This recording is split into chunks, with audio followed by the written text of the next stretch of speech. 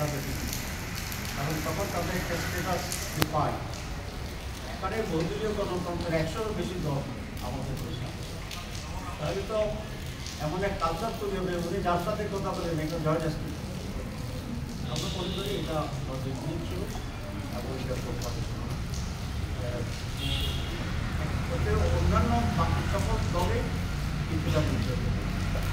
আমরাও ব্যক্তিগতভাবে জামাত ইসলামী নয়, এবং সকল দলগুলো এখানে কিছুটা দীর্ঘতম হচ্ছে জয়েন্ট স্টেটমেন্ট এবং জয়েন্ট ট্রেড।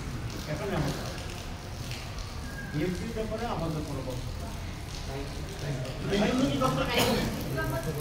আমরা সেই কারণে আমাদের এই ধারণা হয়েছে যে মাননীয় প্রধান উপদেষ্টা তার নিরপেক্ষতা হারিয়েছে, এবং এইভাবে যদি চলতে থাকে তাহলে যে সংস্কার কমিশন আছে এখনও তারা খুব বেশি অগ্রসর হতে পারে, এবং এটা অনেকটা পর্বতের মসজিদ এটা প্রসব করার মতো একটা পরিস্থিতি দাঁড়াবে রাজ্য করতে পারা। সেই কারণে প্রতিটি প্রতিবাদ বিষয় আমরা যতটা রাখিনি।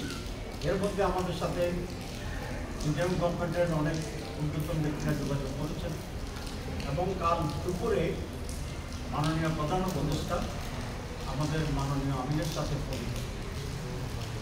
এবং কথা বলে আমরা আমাদের কথা বলেছি, উনি এটা রিয়েলাইজ করেছি এবং উনি এটা আশ্বস্ত করেছেন যে ওনার সরকার নিরপেক্ষ সরকার, ওনারা কোনো বিশেষ দল বা গোষ্ঠীর আগামীতে এসব ব্যাপারে তারা নিরপেক্ষ এবং তথ্যগুলিকে মানা করবেন এবং সেখানে আরও অনেক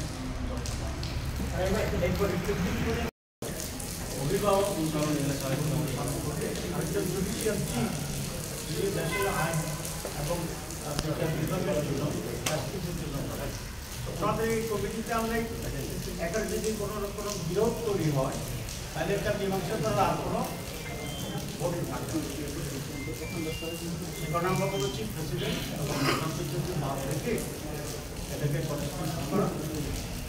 অনেকেই কিছু এটি যদি বলছেন, কিন্তু অলমোস্ট 2-1টি দল ছাড়া বাকি সকলেই এলসিসি গঠনের ব্যাপারে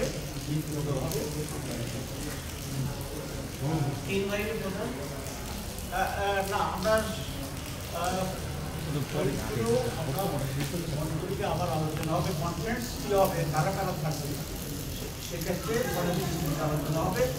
তবে বাংলাদেশ জামাত মনে করে আমাদের নির্বাহী প্রধান এই জায়গার বাইরে থাকা মানুষ তাদের যে ফর্মাল যে নিয়মের প্রক্রিয়া আছে সেটাই থাকতে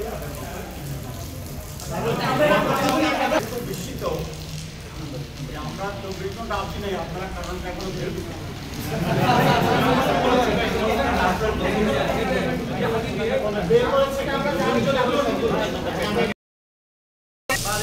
দমন করার একটা কমিশনে পরিণত হয়েছিল। আমাদের মানবাধিকার কমিশন থাকা সত্ত্বেও এই যে গত 16 বছর গুম হয়েছে, খুন হয়েছে, বিশাল পরিমাণ হত্যাকাণ্ড হয়েছে, একটা কথা এই কমিশন বলতে পারেনি। কারণ এই কমিশনগুলো সম্পূর্ণভাবে নির্বাহী বিভাগের একজন ব্যক্তির এবং একটা দলের আজ্ঞাভাবে পরিণত হয়েছিল। তাহলে এই ব্যবস্থাকে আমরা চাই।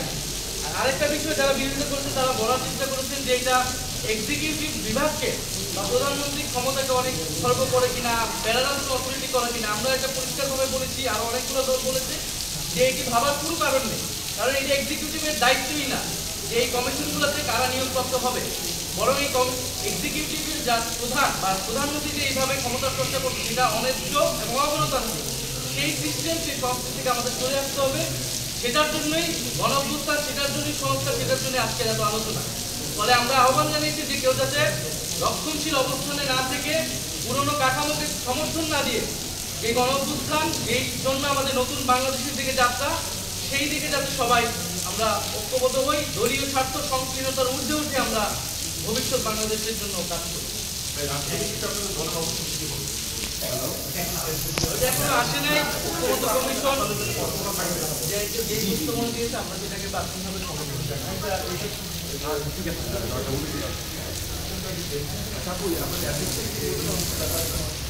ব্যাপারে আমরা আমরা যখন কমিশনের সাথে আলোচনা গিয়েছিলাম, আমরা বলেছিলাম যে সশস্ত্র বাহিনীর যে প্রধান এবং অ্যাটর্নি জেনারেল এই দুইটা বিষয় এনসিসির আওতায় থাকা উচিত, এটা সরকারের এখতিয়ারে থাকা উচিত, আগের সিস্টেমে ছিল।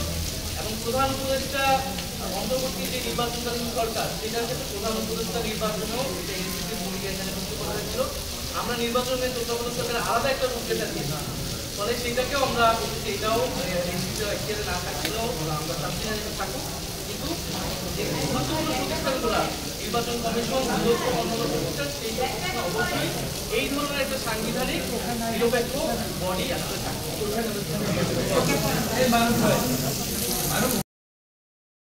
অন্ততপক্ষে এই 5টি প্রতিষ্ঠানকে এই সাংবিধানিক কমিশনের মাধ্যমে নিয়োগের আওতায় আনা যায় কিনা সেইটা নিয়ে আলাপ আলোচনা আমরা চালিয়ে যাব, এবং এইটা বাংলাদেশের ইতিহাসে আমাদের গণতান্ত্রিক রাষ্ট্র গঠনের ক্ষেত্রে অত্যন্ত জরুরি একটি পদক্ষেপ বলে আমরা মনে করি। একটা ঐতিহাসিক সিদ্ধান্ত হবে যদি আমরা এই কাজ করতে পারি।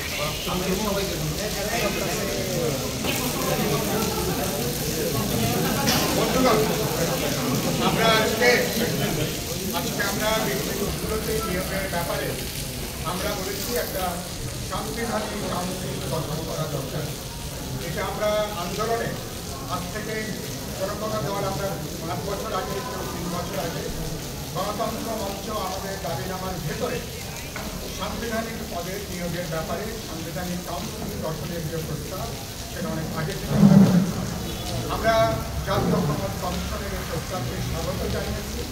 সাংবিধানিক পদের নিয়োগের ব্যাপারে তারা জাতীয় সাংবিধানিক কাউন্সিল গঠন করার যে প্রস্তাব আজকে হাজির করেছে, আমরা বলেছি এই প্রস্তাবে নীতিগতভাবে ওয়ার্কার্স পার্টি গণতন্ত্র মঞ্চের দলগুলো নীতিগতভাবে এই ব্যাপারে আমরা একমত। এবং আজকে দেখা গেছে বিপুল অধিকাংশ রাজনৈতিক দল আজকে যারা আলোচনায় ছিলেন তারা অধিকাংশই এই এনসিসি গঠনের পক্ষে তারা মতামত দিয়েছেন। দুটো ব্যাপারে আমরা পরিষ্কার করে বলেছি, অতীতের আমাদের যে অভিজ্ঞতা, আমাদের এখানে যে রাষ্ট্রীয় ফেস্টিভ্যাল কায়েম হয়েছে তার অন্যতম কারণ ছিল সাংবিধানিক পদগুলোতে দলীয় আনুগত্য বিবেচনা করে গত কয়েক দশক ধরে এখানে নিয়োগ দেওয়া হয়েছে। ফলে